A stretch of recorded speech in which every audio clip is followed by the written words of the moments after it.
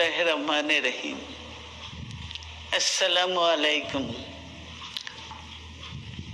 দীর্ঘদিন অসুস্থ থাকার পর আপনাদের সামনে কথা বলতে পারার জন্য আল্লাহর কাছে শুকরিয়া আদায় করছি। আমার কারাবন্দী অবস্থায় আপনারা আমার কারামুক্তি ও রোগ মুক্তির জন্য সংগ্রাম করেছেন, দোয়া করেছেন। সেজন্য আমি আপনাদের সকলকে ধন্যবাদ জানাচ্ছি।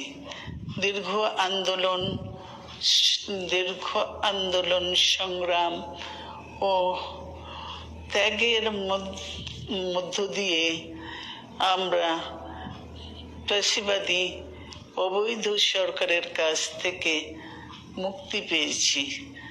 আমি আন্তরিক ধন্যবাদ জানাতে চাই আমাদের বীর সন্তানদের, যারা মরণপণ সংগ্রাম করে এই অসম্ভবকে সম্ভব করেছে। শত শত শহীদদের জানাই শ্রদ্ধা। এ বিজয় আমাদের নতুন সম্ভাবনা নিয়ে এসেছে। দীর্ঘদিনের নজিরবিহীন দুর্নীতি, গণতন্ত্রের